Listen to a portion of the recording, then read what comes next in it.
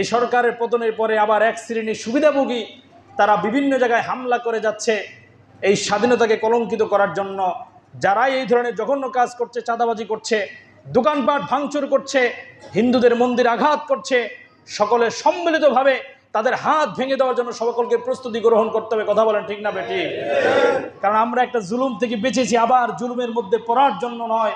আমরা দীর্ঘ সীমাহীন জুলুম থেকে বেঁচেছি, আবার জুলুমের শিকার হওয়ার জন্য নয়। যারা এই ধরনের জঘন্য কাজ করছে তাদেরকে একসাথ হয়ে রুখে দিতে হবে।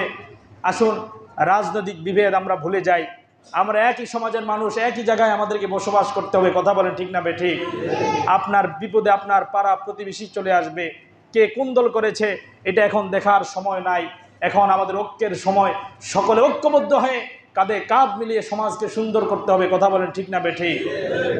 আল্লাহ তাআলা কোরআনে বলেছেন, যারা ক্ষমা করে দেয় মানুষকে, ওয়াসারিউ ইলা মাগফিরাতিম মির রাব্বিকুম ওয়া জান্নাতিন আরদুহাস সামাওয়াতু ওয়াল আরদ উইদ্দাত লিল মুত্তাকিন আল্লাযীনা ইউনফিকুনা ফিস সাররাই ওয়াদ দাররাই ওয়াল কাযিমিনাল গায়যা ওয়াল আফিনা আনিন নাস আল্লাহু ইউহিব্বুল মুহসিনিন।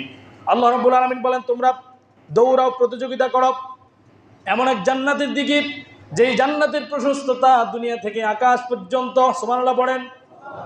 আর এই জান্নাত প্রস্তুত করা হয়েছে উইদ্দাত লিল মুত্তাকিন, যারা আল্লাহকে ভয় করে, যারা মুত্তাকি।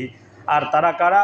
আল্লাযীনা ইউনফিকুনা ফিস সাররাই ওয়াদ দাররাই ওয়াল কাযিমিনাল গায়যা ওয়াল আফিনা আনিন নাস আল্লাহু ইউহিব্বুল মুহসিনিন।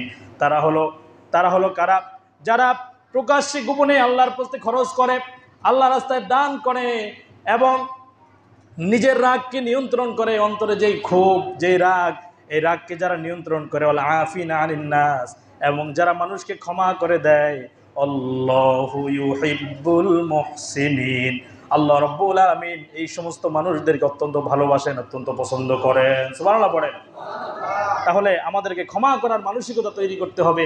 আল্লাহ তাআলা স্পষ্ট ঘোষণা দিয়েছেন যে যারা অন্তরে রাগ, আপনার উপরে কোনো একদিন কেউ জুলুম করেছে, ক্ষমতার অপব্যবহার করে আপনার উপর কেউ আঘাত করেছে, আপনি যদি এই রাগ, তার উপর আপনার ক্ষোভ আছে, এই মুহূর্তে যদি আপনি অন্তরে ক্ষোভটাকে সরিয়ে তাকে ক্ষমা করে দেন, আল্লাহ রাব্বুল আলামিন বলছে আমি ওই সমস্ত মানুষদেরকে ভালোবাসি। সুবহানাল্লাহ পড়েন।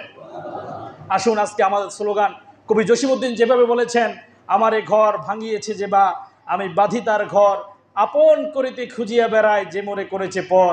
আমরা এইভাবে করে যে আমাকে কষ্ট দিয়েছে, যে আমার ঘর ভেঙেছে, আমরা তাকে বুকে জড়িয়ে নেই। এটাই হলো ইসলামের সৌন্দর্য। কথা বলেন ঠিক না বেঠিক? আমরা পারবো তো ইনশাআল্লাহ। আমরা এই মসজিদ আল্লাহর ঘরে বসে ওয়াদা করব, আমরা কারো দোকানপাটে হামলা করব না, আমরা কোনো মন্দিরে হামলা করব না, আমরা রাজনৈতিক প্রতিহিংসার বশবর্তী হয়ে কোনো মানুষের মাথায় আঘাত করব না। আমরা পারবো তো ইনশাআল্লাহ। আপনার জমি, আপনার টাকা পয়সা কেউ যদি লুট করে নিয়ে যায়, আপনি আইনিভাবে মোকাবেলা করেন, আপনি তার বিরুদ্ধে মামলা করেন, অথবা এলাকায় বিচার বসান, সালিশ বসিয়ে আপনি সেটা সমাধান করেন। কিন্তু সেটা না করে আপনার থেকে 500 টাকা নিছে, আপনি তার বাড়ি করে হামলা করে যদি 1 লক্ষ টাকা নিয়ে যান, তাহলে আপনি কি তার উপর ইনসাফ করেছেন নাকি জুলুম করেছেন? সবাই বলেন। ইনশাআল্লাহ আমরা এই হানাহানি আর দেশে দেখতে চাই না, এই গুণ খুমের রাজনীতি আমরা আর দেখতে চাই না। একটি স্বাধীন, সার্বভৌমত্ব, সুন্দর দেশ আমরা দেখতে চাই। কথা বলেন ঠিক না বেঠিক?